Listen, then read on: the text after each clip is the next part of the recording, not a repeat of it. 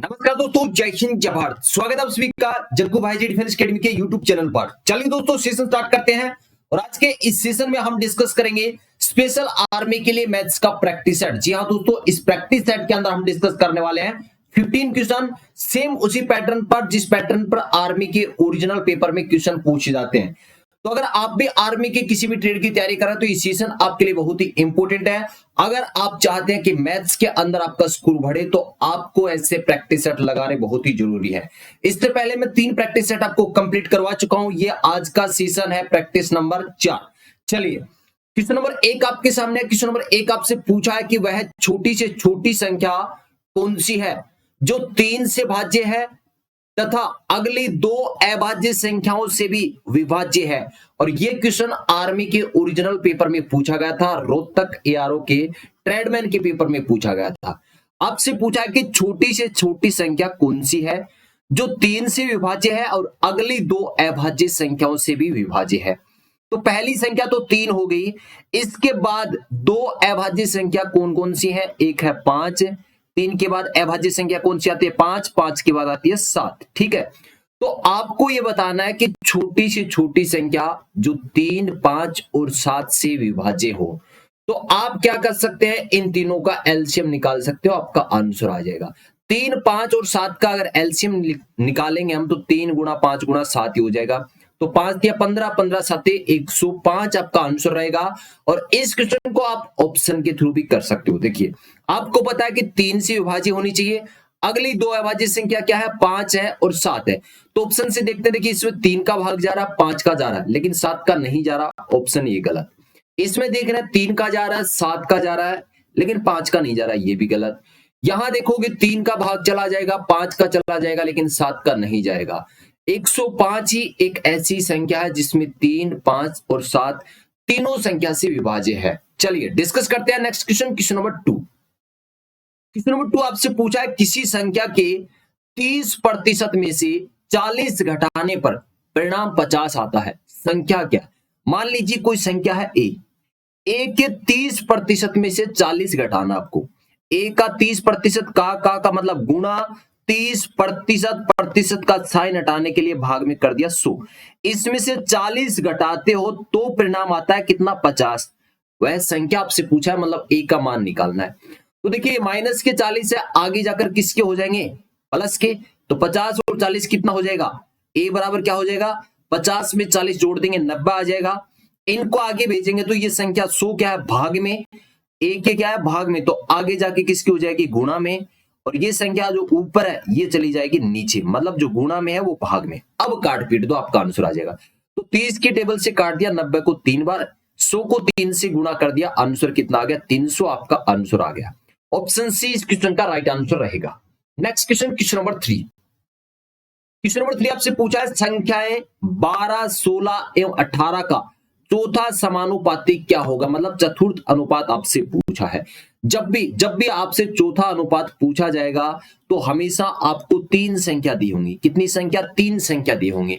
अगर चतुर्थ अनुपात आपको निकालना है तो क्या करना है? दूसरी संख्या को तीसरी संख्या से गुणा करना है, पहली संख्या का भाग लगाना है, मतलब b गुणा c बट्टा a। मान लीजिए ये 3 संख्या है a, b और c। आपसे चौथा अनुपात पूछा है, चतुर्थ अनुपात पूछा है, तो दूसरी और तीसरी को गुणा कर दो, b गुणा c बट्टा a।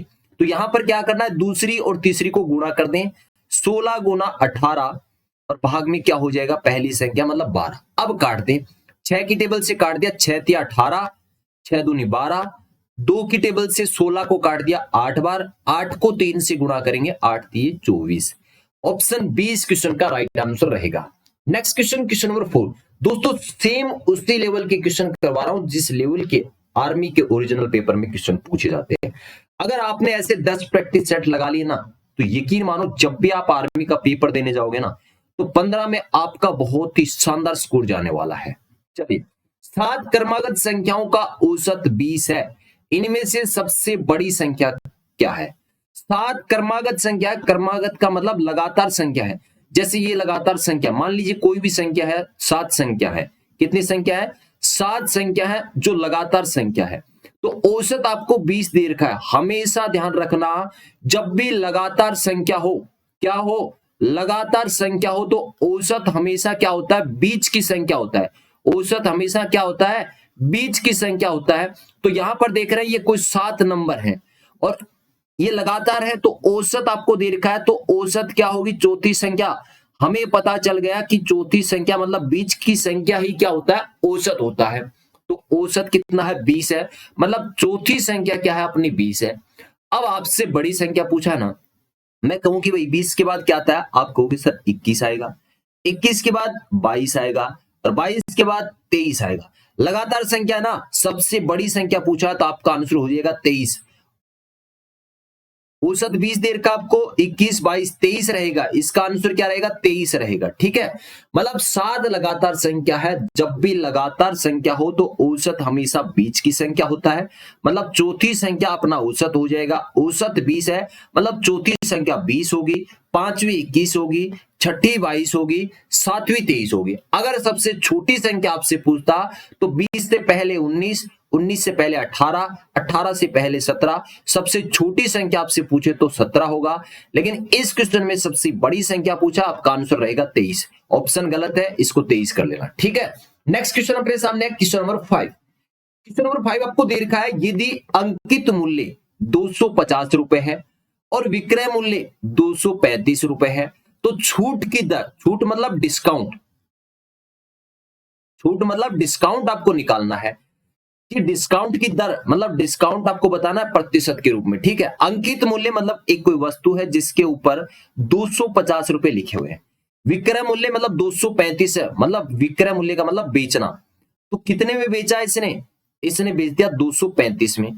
तो आप देख रहे हैं अंकित मूल्य 250 था, 235 में बेच दिया, मतलब छूट कितने रुपए की दी है, 15 रुपए की।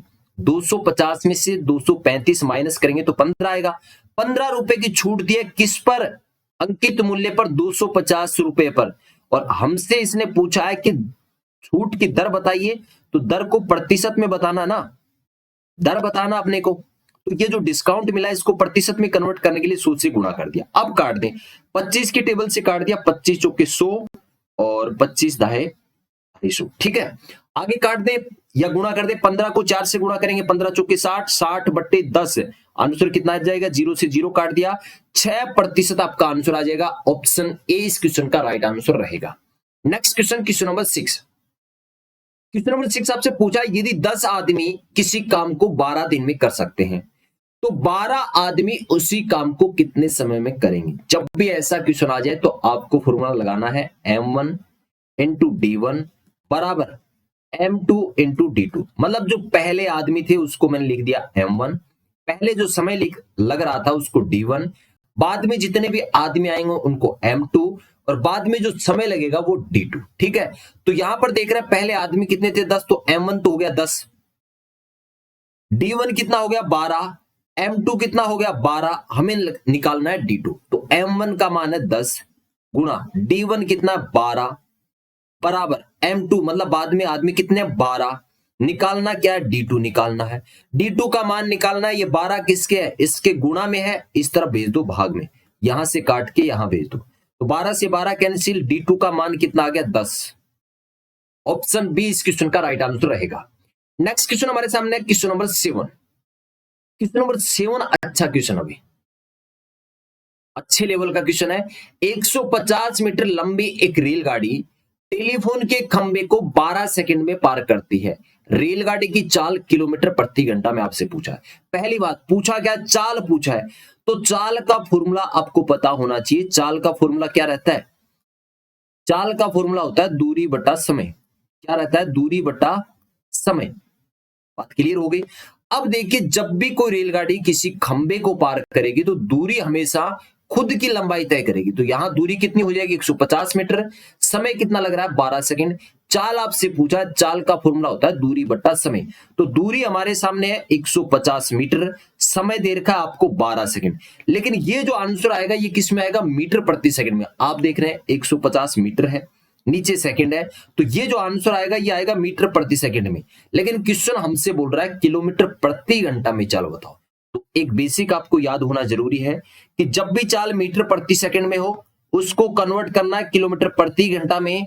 तो 18/5 से गुणा करना है, मतलब इसको आप 18/5 से गुणा कर दें, उसके बाद काट पीट दें। अब काट दें, 6 की टेबल से काट दिया, 6 दूनी 12, 6 तिया 18, 5 को 2 से गुणा करेंगे, 5 दूनी 10 और 0 ये कट गया भाई। 15 को 3 से गुणा करेंगे, 45 किलोमीटर प्रति घंटा आपका आंसर आ जाएगा। ऑप्शन सी इस क्वेश्चन का राइट आंसर रहेगा। दोस्तों अगर सेशन आपको अच्छा लग रहा है और सेशन को अभी तक लाइक नहीं किया तो सभी भाइयों से कहना चाहूंगा भाई सेशन को लाइक कर दें और इस सेशन के बारे में अपनी राय जरूर देना। चैनल पर नए हैं तो चैनल को सब्सक्राइब जरूर कर लें, क्योंकि इस चैनल पर आपको स्पेशली आर्मी की तैयारी करवाई जाती है। नेक्स्ट क्वेश्चन हमारे सामने है क्वेश्चन नंबर 8। क्वेश्चन नंबर 8 आपसे पूछा है किसी समबाहु त्रिभुज का क्षेत्रफल 400√3 वर्ग मीटर है, इसका परिमाप क्या होगा। तो सबसे पहले आपको समझना है समबाहु त्रिभुज। समबाहु त्रिभुज क्या होता है भाई, ऐसा त्रिभुज होता है जिसकी तीनों भुजाएं क्या होती है, बराबर होती हैं। तीनों भुजा क्या होती है, बराबर होती है। अब यहां पर आपको क्या दे रखा है, क्षेत्रफल दे रखा है, तो आपको पता होना जरूरी है कि समबाहु त्रिभुज के क्षेत्रफल का फॉर्मूला क्या होता है। तो फॉर्मूला होता है √3/4 गुणा क्या रहता है, भुजा का स्क्वायर। √3/4 गुणा भुजा स्क्वायर। तो क्या इस फॉर्मूले के बराबर हम लगा सकते हैं 400√3, तो ये लगा दिया भाई 400√3। ठीक है, अब काट पीट दें, तो काटेंगे तो भुजा स्क्वायर बराबर मतलब √3/4 है, इसको आगे भेजेंगे हम, तो यहां क्या बचेगा, भुजा स्क्वायर। भुजा स्क्वायर बराबर आगे क्या है 400√3। अब इस संख्या को आगे भेजेंगे तो वही बात, जो संख्या नीचे है वो ऊपर चली जाएगी और जो संख्या ऊपर है वो नीचे चली जाएगी। ठीक है, √3 से √3 कैंसिल हो गया, तो आगे बच गया भाई 400 गुणा 4। यहां भुजा स्क्वायर है, यहां पर भुजा स्क्वायर। अगर दोनों तरफ रूट लगा दे, हम दोनों तरफ रूट लगा दे तो इस स्क्वायर से ये रूट कैंसिल हो जाएगा और 400 गुणा 4 का रूट क्या हो जाएगा, 400 का रूट क्या हो जाएगा, 400 का रूट हो जाएगा 20, 4 का कितना हो जाएगा 2, मतलब 40 मीटर आपकी एक भुजा की लंबाई आ गई। अब क्वेश्चन आपसे क्या पूछा, आगे परिमाप बताइए, और समबाहु त्रिभुज के परिमाप का फॉर्मूला क्या होता है, 3 गुणा भुजा होता है। 3 गुणा भुजा होता है। समबाहु त्रिभुज के परिमाप का फॉर्मूला होता है 3 गुणा भुजा।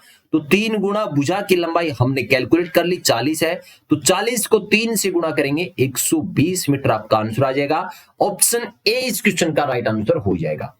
नेक्स्ट क्वेश्चन हमारे सामने है क्वेश्चन नंबर 9। क्वेश्चन नंबर 9 आपसे पूछा है यदि 400 रुपए पर 10 वर्ष के लिए साधारण ब्याज 280 रुपए हो तो वार्षिक ब्याज दर ज्ञात करें।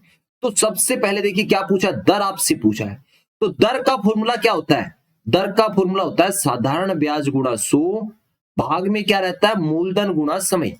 क्या रहता है, मूलधन गुणा समय। तो यहां पर आपको देखिए दे रखा है 280 रुपए ब्याज दे रखा है, तो 280 गुणा 100 भाग में क्या रहेगा, मूलधन गुणा समय। तो मूलधन आपको दे रखा है 400 रुपए, मूलधन कितना दे रखा है 400 रुपए, समय आपको कितना दे रखा है 10 वर्ष दे रखा है। अब काट पीट दे, आपका आंसर आ जाएगा। तो इन 2 जीरो से तो ये 2 जीरो कैंसिल, इस जीरो से ये जीरो कैंसिल, 28 में 4 का भाग देंगे तो कितना आ जाएगा 7, आपका आंसर आ जाएगा। ऑप्शन ए इस क्वेश्चन का राइट आंसर रहेगा। Next question, question number 10। Question पूछा है कि एक दुकानदार ने एक सिलाई मशीन 10% की हानि पर 1080 रुपए में बेची, उसे वह किस कीमत पर बेचता तो उसे 10% का लाभ होता। मतलब क्वेश्चन समझिए पहले, कोई दुकानदार है जिसने कोई सिलाई मशीन बेची है, कितने में, 1080 रुपए में बेची है, 10% की हानि हो रही है। अब क्वेश्चन आपसे ये पूछ रहा है कि वह कितने में बेचे उस मशीन को कि उसे 10% लाभ हो। तो आपको पता है भाई जो भी सिलाई मशीन का मूल्य है वो अपने आप में 100% होता है। यहां पर ये भाई साहब 10% की हानि पर बेच रहा है 1080 में, ये 1080% के रूप में कितने का मान है भाई, 100% का मान होता है सिलाई मशीन का। 10% की हानि होगी तो पीछे जो मूल्य बचेगा वो बचेगा 90%। तो 90% का मान कितना है, 1080 है। अगर मैं आपसे पूछूं कि 1% का मान क्या होगा तो आप कहेंगे 1080/90। यहां तक कोई दिक्कत नहीं है किसी को।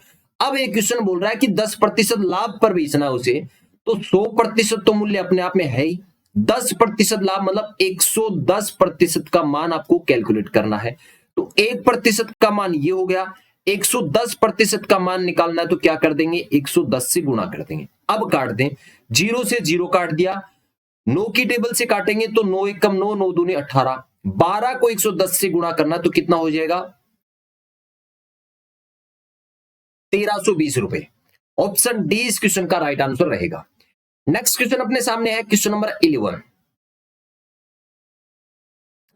नेक्स्ट क्वेश्चन आपसे पूछा है कि हर्ष की आयु 40 वर्ष है और ऋतिक की आयु 60 वर्ष है, कितने वर्ष पहले उनकी आयु का अनुपात 3:5 था। अच्छा क्वेश्चन भाई, मोस्ट इंपोर्टेंट बोल सकते हैं क्योंकि इस टाइप के क्वेश्चन आप छूट कर आने वाले हैं। हर्ष की आयु 40 वर्ष है और ऋतिक की आयु 60 वर्ष है, कितने वर्ष पहले उनकी आयु का अनुपात 3:5 था। कितने वर्ष पहले, तो मान लेते हैं ए वर्ष पहले। तो हर्ष की आयु कितनी है, 40 है, इसमें से ए माइनस कर दें। ऋतिक की आयु 60 है, 60 में से ए माइनस कर दें।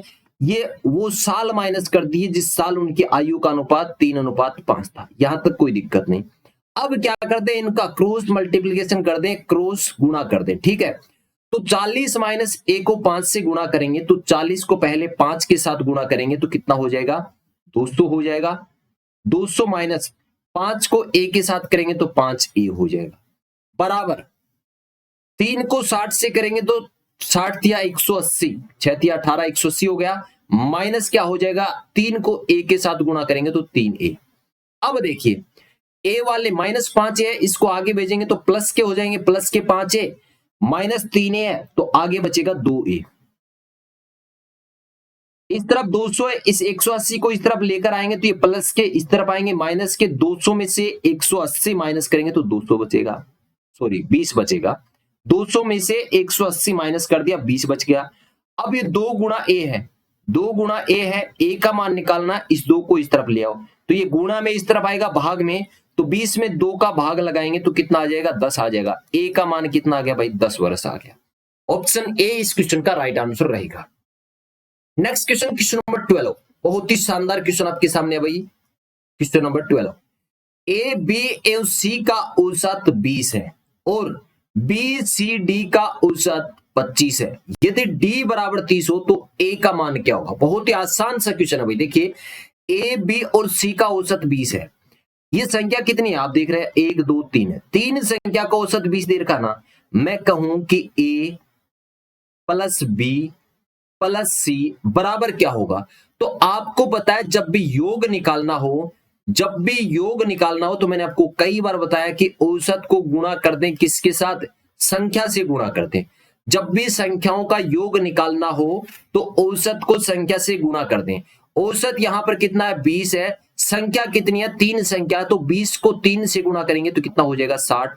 मतलब ए बी और सी तीनों का योग हो गया 60। यहां देख रहे हैं बी सी डी, यहां पर क्या है, बी सी और डी, इनका औसत 25 दे रखा है, संख्या 3 है, योग निकाल दें, 25 को 3 से गुणा करेंगे 75 आ गया। अब आप देख रहे हैं डी का मान कितना दे रखा है, 30। ये आप देख रहे हैं B plus C plus D है और 75 है। डी का मान आपको पता है कितना है, 30 है। अगर 30 इसमें से माइनस कर दे तो बचते हैं कितने, 45। डी को माइनस कर दिया तो ये मान किसका आया, बी और सी का आया है। बी प्लस सी कितना आ गया, बी प्लस सी आ गया भाई साहब 45। बी प्लस सी कितना आ गया, 45। ए का मान पूछा है तो यहां देख रहे हैं ए बी और सी तीनों का योग है ना, हमारे पास आ गया बी और सी का योग 45 है। बी और सी का कितना है, 45 है, तो ये तीनों का है 45। जैसे ही माइनस करेंगे तो आ गया 15 और 15 किसका मान आ गया, ए का मान आ गया। बहुत ही आसान क्वेश्चन है, शानदार क्वेश्चन था। ऑप्शन डी इस क्वेश्चन का राइट आंसर हो जाएगा। नेक्स्ट क्वेश्चन आपके सामने क्वेश्चन नंबर 13, वह छोटी से छोटी संख्या बताओ जिसे 4 6 और 8 से भाग करने पर, 4 6 और 8 से भाग करने पर प्रत्येक दशा में 2 शेष रहे। तो पहली बात तो जब भी छोटी से छोटी संख्या आ जाए ना, एलसीएम निकालना है, लघुत्तम समापवर्तक निकालना है। तो 4 6 और 8 का एलसीएम कितना हो जाएगा, बड़ी संख्या क्या है, 8 है। 8 की टेबल बोलेंगे हम। 8 में देखिए 4 का भाग जा रहा है लेकिन 6 का नहीं जा रहा। 8 दूनी 16, 16 में 4 का जा रहा है, 6 का नहीं जा रहा। 8 या 24, 24 में आप देख रहे हैं 4 का भी भाग जा रहा है, 6 का भी भाग जा रहा है और 8 का तो जाना ही है। तो एलसीएम क्या हो जाएगा, 24। या बेसिक तरीके से भी कर सकते हो, 4 6 और 8 का क्या करना है, एलसीएम निकालना है। तो सबसे पहले 2 का भाग देंगे, 2 दूनी 4, 2 तिया 6, 2 चौके 8। फिर से 2 का जा रहा है, 2 एकम 2, 3 का 3, 2 दूनी 4। फिर एक बार 2 का जाएगा, फिर 3 का, 3 दूनी 6, 6 दूनी 12, 12 दूनी 24। तो एलसीएम आएगा 24। एलसीएम तो 24 आ गया। अगर इसमें हम 2 जोड़ दें तो शेषफल बचाना ना। देखिए 24 ऐसा नंबर आया है जिसमें 4 का भी भाग जा रहा है, 6 का भी भाग पूरा पूरा जा रहा है, 8 का भी पूरा जा रहा है। अगर इसमें हम 2 और जोड़ दें तो कितना हो जाएगा? 26। मतलब 26 वो छोटी से छोटी संख्या है जिसमें 4, 6 और 8 का अगर आप भाग दोगे तो 2 शेषफल बचेगा। तो ऑप्शन सी इस क्वेश्चन का राइट आंसर हो जाएगा। नेक्स्ट क्वेश्चन आपके सामने है, क्वेश्चन नंबर 14। अच्छा क्वेश्चन अभी, वह संख्या कौन सी है जो 80 से 20% अधिक है? मतलब आपको एक ऐसी संख्या बतानी है जो 80 से 20% अधिक हो। एक तो संख्या है 80, आपको बताना है कि ऐसा नंबर बताओ, ऐसी संख्या बताओ जो 80 से क्या हो? 20% अधिक हो। क्या हो? 20% अधिक हो। आपको पता है 80 अपने आप में एक संख्या है जो कि अपने आप में क्या होती है? 100%। 100% ये है, लेकिन ये 20 ज्यादा होनी चाहिए। मतलब ये जो संख्या है ये इस संख्या की 120% होगी। या आप 80 का 20% निकालिए, 80 में जोड़ के यहां लिख दिए। डायरेक्ट मैं करता हूं, क्या करता हूं भाई, 80 अपने आप में 100% है, मुझे एक ऐसा नंबर चाहिए जो इससे 20% अधिक हो। मैं इसका डायरेक्ट 120% निकाल देता हूं भाई। तो एक जीरो से ये जीरो, इस जीरो से ये जीरो, और 12 8 96। तो वो संख्या क्या होगी? 96 होगी। ऑप्शन डी इस क्वेश्चन का राइट आंसर रहेगा। वैसे भी आप कर सकते हो भाई, 80 का क्या कर दो? 20% निकाल दो। 80 का 20% निकालोगे तो इस जीरो से ये जीरो, इस जीरो से ये जीरो, 8 दूनी कितने हो गए? 16। 80 में 16 जोड़ेंगे तो कितना आ जाएगा? 96 आ जाएगा। ठीक है, आगे डिस्कस करते हैं next question, question number 15। Question आपसे पूछा है, 2 पाइप एक टैंक को क्रमशः 20 मिनट और 30 मिनट में भर सकते हैं। यदि दोनों पाइप एक साथ खोल दिए जाए तो टैंक को भरने में कितना समय लगेगा? 2 पाइप है, एक पहला पाइप है जो टंकी को 20 मिनट में भर रहा है, एक दूसरा पाइप है जो टैंक को कितने में? 30 मिनट में भर रहा है। अब देखिए सबसे पहले इन दोनों का एलसीएम लेंगे जिससे टंकी की कुल क्षमता आ जाएगी। 30 और 20 का एलसीएम कितना आ जाएगा? 60 आ जाएगा। बड़ी संख्या 30 है, 30 की टेबल 30 दूनी 60, 60 में 20 का भाग जा रहा है, 30 का भी जा रहा है, मतलब 60 ही क्या होगा? एलसीएम। तो टंकी कितने लीटर की है? टंकी है 60 लीटर की। पहला पाइप 20 मिनट में भर रहा है तो 1 मिनट में कितना भरेगा? 60 में 20 का भाग लगाएंगे तो आ जाएगा 3 लीटर, और 30 का भाग लगाएंगे तो आ जाएगा 2 लीटर। मतलब यहां ये क्लियर हो गया, ये आगे पाइप की क्षमता। मतलब जो पहला पाइप है 1 मिनट में 3 लीटर पानी भर सकता है, दूसरा पाइप 1 मिनट में 2 लीटर पानी भर सकता है। तो दोनों अगर साथ खोल देंगे तो 5 लीटर पानी भरेंगे 1 मिनट में। टंकी है 60 लीटर की, तो कितने समय भरेंगे? 60 में क्या कर दे? 5 का भाग लगा दे, आंसर कितना आ गया? 12 मिनट आपका आंसर आ गया। ऑप्शन बी इस क्वेश्चन का राइट आंसर रहेगा। तो दोस्तों आज के सेशन में आपके कितने क्वेश्चन सही हुए हैं? 15 में से आपका क्या स्कोर रहा? कमेंट करके जरूर बताओगे। उम्मीद करता हूं भाई आज का सेशन आप सभी को बहुत ही अच्छा लगा होगा। अगर सेशन अच्छा लगा तो सेशन को दबा के लाइक करो और सेशन को ज्यादा से ज्यादा शेयर करो। अगला सेशन इससे भी शानदार लेकर आऊंगा। उम्मीद है भाई सभी के सभी भाई सेशन को ज्यादा से ज्यादा शेयर करेंगे। मिलते हैं भाई एक नेक्स्ट सेशन में एक जोश और जुनून के साथ। जय हिंद, जय भारत।